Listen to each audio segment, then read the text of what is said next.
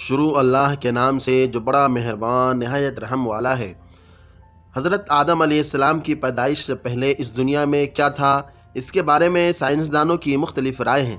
کچھ سائنسداں کا خیال ہے کہ حضرت آدم علیہ السلام کے پیدا ہونے سے قبل دنیا میں لوگ زندگی بسر کر رہے تھے۔ بعض سائنسداں کہتے ہیں کہ حضرت آدم علیہ السلام کے زمین پر اترنے سے پہلے یہاں کئی صدیوں تک ڈائناسور زندگی بسر کرتے رہے ہیں، پھر وقت گزرنے کے ساتھ ساتھ ان کی نسل اس دنیا سے ناپید ہو گئی۔ بعض کا کہنا ہے کہ یہاں جنات کا دور تھا، وہ زمین پر ہر چیز پر قبضہ جمائے ہوئے تھے۔ ہمارے ذہن میں یہ سوال آتا ہے کہ اللہ تعالیٰ نے سب سے پہلے اس دنیا میں کس کو پیدا کیا تھا؟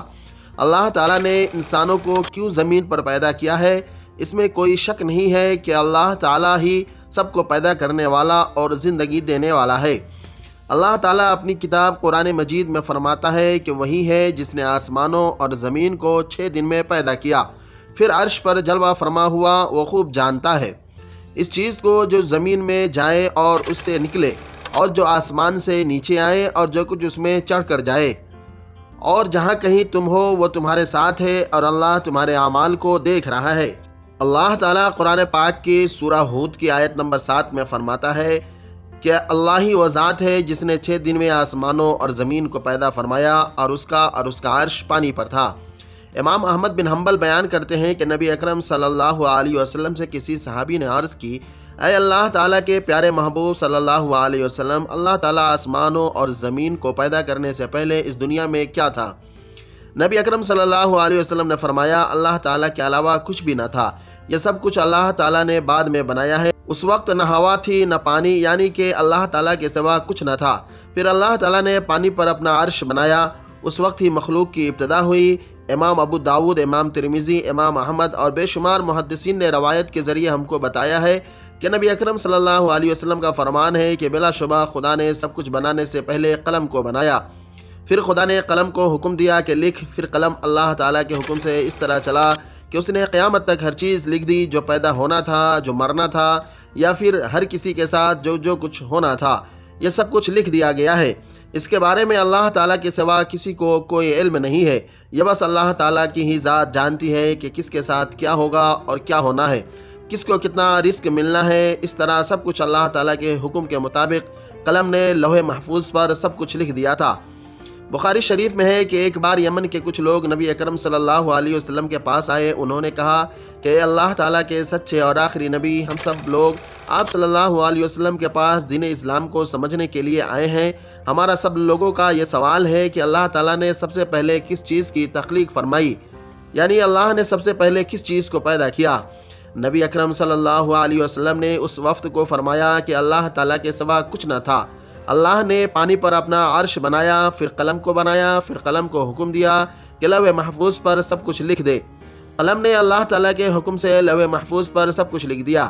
قلم نے ازل سے لے کر ابد تک لوح محفوظ پر سب کچھ لکھ دیا۔ علماء کرام بیان کرتے ہیں، اللہ تعالیٰ نے قلم کو بنانے کے بعد لوح محفوظ کو بنایا، اور اللہ تعالیٰ کے حکم سے قلم نے لوح محفوظ پر سب کچھ درج کر دیا۔ ان کے بعد زمین و آسمان کو اللہ تعالیٰ نے پیدا فرمایا۔ اللہ تعالیٰ کی پیدا کی گئی چیزوں کی ترتیب کچھ اس طرح ہے۔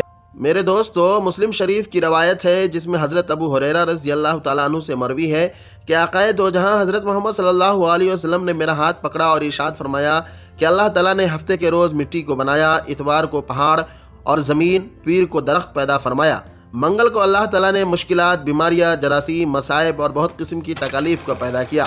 اللہ تعالیٰ نے نور کو بدھ کے دن تخلیق فرمایا، جمعرات کے دن اللہ تعالیٰ نے جانوروں، چرند اور پرند کو پیدا فرمایا، پھر اللہ تعالیٰ نے جمعہ کو عصر سے لے کر رات ہونے تک کے درمیانی وقفہ میں حضرت آدم علیہ السلام کو پیدا فرمایا تھا۔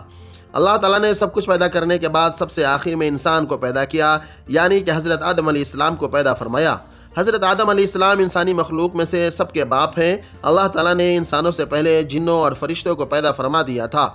ان کی ترتیب کچھ یوں ہے کہ اللہ تعالیٰ نے سب سے پہلے فرشتوں کو، پھر جنوں کو، پھر انسانوں کو پیدا فرمایا۔ اللہ تعالیٰ نے فرشتوں کو آسمانی مخلوق ہی بنایا ہے۔ قرآن پاک کی سورہ شورى کی آیت نمبر 5 میں اللہ تعالیٰ کا ارشاد ہے، قریب ہے کہ آسمان اپنے اوپر سے پھٹ پڑے اور تمام فرشتے اپنے رب کی تسبیح و تحمید بیان کر رہے ہیں اور زمین والوں کے لیے استغفار کر رہے ہیں۔ خبردار، اللہ تعالیٰ معاف کرنے والا اور رحم کرنے والا ہے۔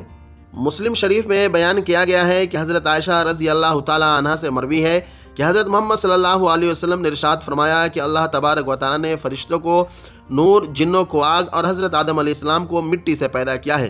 اللہ تعالیٰ نے فرشتوں کو، پھر جنوں کو، پھر سب سے آخر میں انسانوں کو پیدا کیا۔ قرآن پاک کی سورہ حجر کی آیت نمبر 27 میں اللہ تعالیٰ نے فرمایا ہے کہ جنات کو آگ کے شعلے سے پیدا کیا گیا ہے، گویا جنوں کو آگ کی جڑ سے نہیں بلکہ آگ کے شعلوں کے کنارے سے پیدا کیا گیا ہے۔ خدا نے شیطان مردود ابلیس کا قول قرآن پاک میں نقل کیا ہے، تو نے مجھے آگ سے پیدا کیا۔ اس سے پہلے بھی بیان کیا جا چکا ہے کہ اللہ تعالیٰ فرماتا ہے کہ جنات کو ہم نے لو والی آگ سے پیدا کیا۔ شیطان ابلیس ملعون بھی جنات کی نسل میں سے ہے۔ اس مسئلے میں کسی بھی مسلمان کو کوئی شبہ نہیں ہے، کیونکہ اللہ تعالیٰ قرآن پاک میں فرمایا ہے کہ ابلیس فرشتوں سے نہیں بلکہ جنوں میں سے تھا۔ حضرت حسن بصری رحمۃ اللہ علیہ بیان کرتے ہیں کہ ابلیس ہرگز فرشتوں کی جن سے نہیں تھا۔ حضرت عبداللہ بن عباس رضی اللہ تعالیٰ عنہم اور حضرت عبداللہ رضی اللہ تعالیٰ عنہ سے مروی ہے کہ جنات انسانوں سے پہلے زمین پر رہائش پذیر تھے۔ جب ان میں فتنہ فساد بڑھنے لگا تو اللہ تعالیٰ نے فرشتوں کو حکم دیا کہ زمین پر جا کر جنوں سے جنگ کرو۔ اللہ تعالیٰ کے حکم پر فرشتے زمین پر اترے، پھر جنوں اور فرشتوں کے درمیان خوب جنگ ہوئی۔